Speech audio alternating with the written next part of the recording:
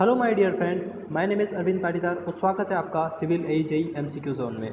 So guys, आज हम पढ़ेंगे भारत रत्न विजेता the Maharshi of Maharshi doctor Keshav Karve के बारे में। एक प्रख्यात समाज सुधारक थे ये, इनके बारे में हम स्टडी करेंगे। सो गाइस, जिन्होंने हमारे प्रीवियस वीडियोस नहीं देखे वो एक बार प्रीवियस वीडियोस देखें प्लेलिस्ट में जाके। Let's start. डॉक्टर महर्षि केशव कर्वे 18 अप्रैल 1858 को इनका जन्म हुआ था और 9 नवंबर 1962 को इनका देहांत हुआ था। प्रसिद्ध समाज सुधारक थे ये। उन्होंने महिला शिक्षा और विधवा विवाह में महत्वपूर्ण योगदान दिया। उन्होंने अपना जीवन महिला उत्थान को समर्पित कर दिया था। उनके द्वारा मुंबई में SNDT महिला विश्वविद्यालय, भारत का प्रथम महिला विश्वविद्यालय, इनको श्रेय जाता है। वे 1891 से वर्ष 1914 तक पुणे के फर्गुसन कॉलेज में गणित के अध्यापक थे। उन्हें वर्ष 1958 में भारत रत्न से सम्मानित किया गया। सो गाइस, ये हमारा channel civil AJE MCQ zone, इसमें नॉन टेक्निकल और टेक्निकल दोनों पढ़ाया जाता है सिविल इंजीनियरिंग से रिलेटेड। इसको लाइक करना ना भूलें, लाइक करें, शेयर करें। सो गाइस, इनके जन्म के बारे में हम डिस्कस करते हैं। उनका जन्म महाराष्ट्र के मुरुड नामक कस्बे, शेरावली जिला, रत्नागिरी में हुआ था। ठीक है, तो रत्नागिरी जिले से ये थे। एक गरीब परिवार में हुआ था। पिता का नाम श्री केशव पंत और माता का नाम माँ लक्ष्मीबाई था। आरंभिक शिक्षा मुरुड में ही हुई कि मुरुड करके जगह में। पश्चात सतारा में 2-2.5 वर्ष अध्ययन करके मुंबई के रॉबर्ट मनी स्कूल में इन्होंने दाखिला लिया। ठीक है, तो ये मुंबई आ गए थे। उसके बाद में 1884 ईस्वी में उन्होंने मुंबई विश्वविद्यालय से गणित विषय में BA की परीक्षा उत्तीर्ण की। सो गाइस, इन्होंने BA की परीक्षा उत्तीर्ण की थी। उसके बाद में BA करने के बाद वे एलिफिंटस स्कूल में अध्यापक हो गए और महर्षि कर्वे का विवाह 15 वर्ष की आयु में हो गया था। बहुत छोटी उम्र में ही इनका विवाह हो गया था। उस समय जिनका विवाह जिनसे हुआ था, राधाबाई करके, उनका जो एज थी वो केवल 8 वर्ष थी। ठीक है, और ये भी है कि BA पास करने तक उनके एक पुत्र की भी मतलब जन्म हो चुका था और वो कितने डाइवर्स थे। गाइस, इनके 3 पुत्र थे। ठीक है, और तीनों पुत्र बहुत ज़्यादा एजुकेटेड थे। एक थे यहाँ पे केमिस्ट्री के प्रोफेसर थे, एक मैथ्स के प्रोफेसर थे और एक मतलब समाज सुधारक थे। ठीक है गाइस, तो काफ़ी एजुकेटेड फैमिली थी। इनको पता था कि अगर भारत को आज़ाद करना है, ठीक है, और कुछ रिफॉर्म्स लाना है तो उसका एजुकेशन में बहुत बड़ा हाथ है। ठीक है गाइस, 15 वर्ष की आयु में विवाह हो गया था। अतः खर्च चलाने के लिए स्कूल की नौकरी के साथ साथ लड़कियों के 2 हाई स्कूलों में वे अंशकालीन काम करते थे। आप देखो, लड़कियों के 2 हाई स्कूल में, ठीक है, तो वहाँ पे गर्ल्स पढ़ती थी। गोपाल कृष्ण गोखले के निमंत्रण पर 1891 में वे पूना के प्रख्यात फर्ग्यूसन कॉलेज में प्राध्यापक बने। तो उस टाइम पे बहुत बड़ा कॉलेज था ये। ठीक है, और किसने बुलाया था? गोपाल कृष्ण गोखले। इनको आप जानते हो, ये राजनीतिक गुरु थे किसके? गोविंद वल्लभ पंत और महात्मा गांधी जी के। और यही एक पहले इंडियंस थे जिन्होंने मतलब BA की यहाँ पे मतलब एजुकेशन के रिफॉर्म्स लेके आए थे। ठीक है, और सबसे पहली BA की डिग्री भी इन्होंने ली थी इंडिया में। ठीक है, उनके बाद में पता लगा लोगों को कि हमें भी कुछ करना चाहिए। ठीक है, 23 वर्ष तक उन्होंने सेवा दी और 1914 में उन्हें अवकाश ग्रहण किया। उसके बाद भारत में हिंदू विधवाओं की दयनीय और शोचनीय दशा देखकर महर्षि कर्वे मुंबई में पढ़ते समय ही विधवा विवाह के समर्थक बन गए थे।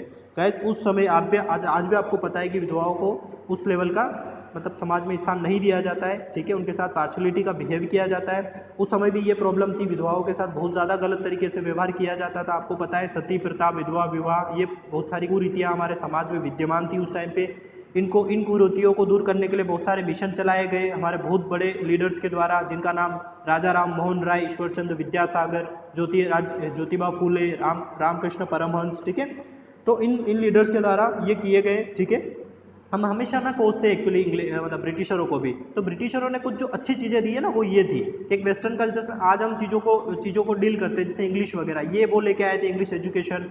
ये जो कुरीतियाँ हमारे समाज में विद्यमान थी, ये कुरीतियों का खात्मा जो किया ये ब्रिटिशरों ने किया। तो कुछ काम उन्होंने अच्छे किए, लेकिन खैर अलग बात है कि लूट भी लिया उन्होंने सारा कुछ।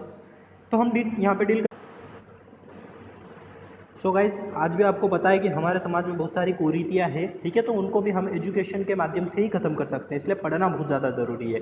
चाहे वो आप हमारे लीडर्स के बारे में पढ़िए या आपको जो अच्छा लगे वो पढ़िए, लेकिन पढ़िए। ठीक है, तो देखो यहाँ पे अब ये क्या विधवा विवाह के समर्थक बन गए थे। ये बोलते थे कि विधवाओं का विवाह होना चाहिए। उनकी पत्नी का देहांत भी उनके मुंबई प्रवास के बीच हो चुका था। अब देखो, इनकी पहली जो पत्नी थी राधाबाई, उनका भी जो देहांत था वो जल्दी ही उम्र में हो चुका था। अतः 11 मार्च 1893 को उन्होंने गोडबाई नामक विधवा से विवाह कर लिया था। आप देखिए, उस टाइम पे ऐसी कंडीशंस नहीं थी कि विधवाओं से आप विवाह कर सकते थे। और जैसे इन्होंने विधवा से विवाह किया, इनको समाज से बहिष्कृत करना और जितनी प्रॉब्लम्स आज अपन फेस करते हैं नॉर्मली, वो इन्होंने बहुत सारा उस टाइम पे फेस की। तो आप देख सकते हो, विधवा से संबंधी प्रतिबंध को चुनौती दी। इसके लिए उन्होंने घोर कष्ट सहने पड़े। मुरुड में उन्होंने समाज बहिष्कृत कर दिया। तो आप देख सकते हो इतने बड़े लीडर को। उनके परिवार पर भी प्रतिबंध लगाए गए। महर्षि कर्वेन ने विधवा विवाह संघ, आप देख सकते हो उन्होंने पूरे एक संघ की ही बना दिया बाद में, ये पूरे के पूरे मतलब समाज के खिलाफ ही चले गए थे कि अब तुम गलत कर रहे हो, इस गलत चीज़ को मैं सुधारने की पूरी कोशिश करूंगा। और उन्होंने एक विधवा विवाह संघ बनाया, और इन्होंने ये संघ थोड़ा सा दूर बनाया था, आप कह सकते हो कि जो शहर जोन था उससे थोड़ा दूर बनाया था। क्यों बनाया था? क्योंकि ताकि ये चीज़ें थोड़ी सी दूर रहे इन जो समाज के, देखो समाज में क्या होता है कि 70% लोग अच्छे होते हैं, लेकिन कुछ 20-30% जो होते हैं, 20% तो नेग्लेक्ट होते हैं, और 10% लोग होते हैं ना, वो प्रॉब्लम्स क्रिएट करते हैं समाज में, तो उन लोगों से ताकि ये चीज़ें दूर रहे। ठीक है गाइस। किंतु शीघ्र ही उन्हें पता चल गया कि इक्के दुक्के विधवा विवाह करने से और विधवा विवाह की प्रचार करने से विधवाओं की स्थिति सुधरने वाली नहीं है, केवल इक्के दुक्के विवाहों से। अधिक आवश्यक है कि विधवाओं को शिक्षित बनाकर उन्हें अपने पैरों पर खड़ा किया जाए, ताकि वे सम्मानपूर्वक जीवन बिता सके। आप देख सकते हो हर एक जगह शिक्षा का महत्व आ जाता है, क्योंकि आप शिक्षित बना दो लोगों को तो अपने आप चीज़ें सुधर जाएगी। 1896 में उन्होंने अनाथ बालिका आश्रम एसोसिएशन बनाया, और 1900 में पूना के पास हिंगड़े नामक स्थान पर एक छोटा सा मकान बनाकर अनाथ बालिका आश्रम बनाया। तो गाइस इन्होंने बहुत काम किया अनाथों के लिए और विधवाओं के लिए। 4 मार्च 1907 को उन्होंने महिला विद्यालय, आप सोच सकते हो इन्होंने पूरा महिला ही विद्यालय, कन्याशाला अपन जिसे बोलते हैं, ठीक है, आपको पता होगा कि कन्याशाला का जितना भी श्रेय जाता है वो किसको जाता है? कौरवे साहब को ही जाता है। ठीक है, स्थापना की, ठीक है, और 1911 ईस्वी तक बनकर जो तैयार हो गया। तो गाइस यहाँ पे एक इंसिडेंट हुआ था कि क्या हुआ था कि काशी के बाबू शिव प्रसाद गुप्त जापान गए, और जापान जाने के बाद उन्होंने क्या देखा वहाँ पे कि महिला विश्वविद्यालय से बहुत प्रभावित हुए। वहाँ पे एक विद्यालय था जो महिलाओं मतलब उसमें पढ़ती थी, उनको शिक्षा दी जाती थी। तो जापान से लौटने के बाद 1915 में गुप्त जी ने उक्त महिला विश्वविद्यालय से संबंधित एक पुस्तिका महर्षि कर्वे को दी। ठीक है, उस विश्वविद्यालय से संबंधित। उसी वर्ष दिसंबर में भारतीय राष्ट्रीय कांग्रेस का बंबई में अधिवेशन होने था। ठीक है, कांग्रेस अधिवेशन के साथ ही नेशनल सोशल कॉन्फ्रेंस का अधिवेशन भी होना था, जिसके अध्यक्ष महर्षि कर्वे जी। ठीक है, तो गुप्त जी द्वारा प्रेषित पुस्तिका से प्रेरणा पाकर महर्षि कर्वे ने अपने अध्यक्षीय भाषण का मुख्य विषय भी क्या रख दिया? महाराष्ट्र में महिला विश्वविद्यालय। आप देख सकते हो उन्होंने एक पॉइंट ही रख दिया कि एक विश्वविद्यालय होना चाहिए जिसमें महिलाओं की शिक्षा दी जाए। महात्मा गांधी ने भी महिला विश्वविद्यालय की स्थापना और मातृभाषा के माध्यम से शिक्षा देने का विचार का बिल्कुल स्वागत किया। तो महात्मा गांधी जी ने भी इस बात का स्वागत किया, और स्वागत करने के फलस्वरूप क्या मिला? 1916 में महर्षि कर्वे के अथक प्रयासों के बाद पूना में महिला विश्वविद्यालय की नींव पड़ी। तो सबसे पहला महिला विश्वविद्यालय कहाँ पे बना था?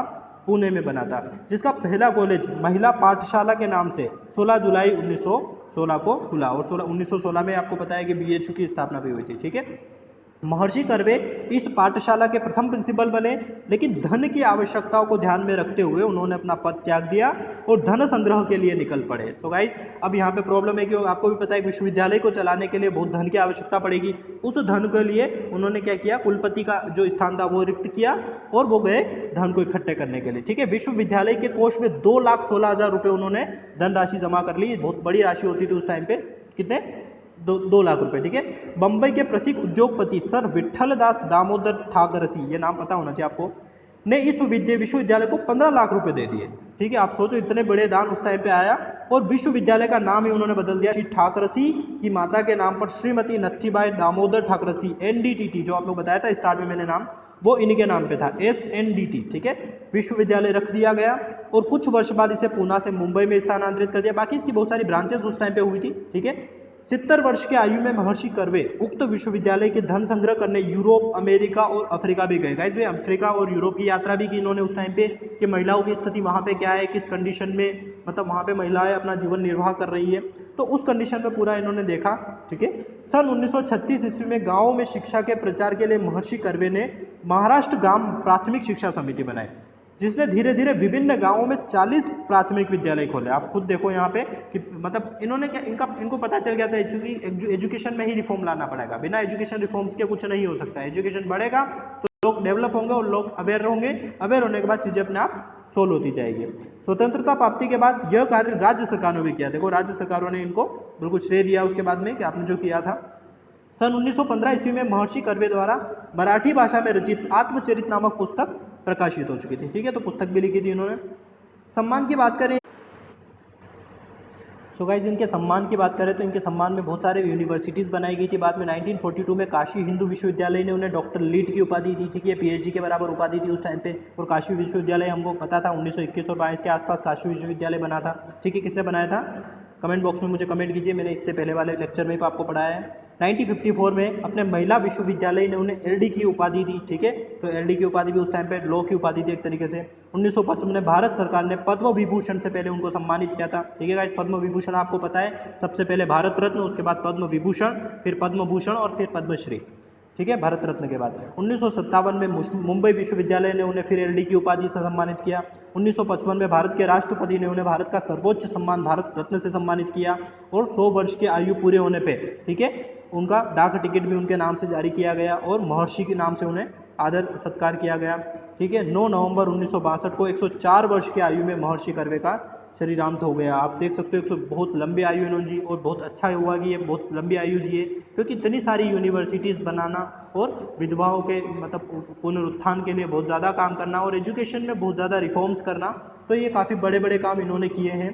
तो इनको हमारी ओर से शत नमन, जो इतने सारे रिफॉर्म्स ये करके गए ताकि हम अपनी लाइफ को अच्छे से जी सकें, या जो महिलाएं थी, जो महिलाओं के उत्थान के लिए जो काम किए, उसके लिए इनको श्रेय जाता है पूरा। सो गाइज, पढ़िए, चैनल को लाइक कीजिए, सब्सक्राइब कीजिए, अगर कंटेंट अच्छा लगता है तो दोस्तों तक शेयर भी कीजिए और पढ़ते रहिए और अपने नॉलेज को इम्प्रूव करते रहिए, ठीक है गाइज, थैंक यू।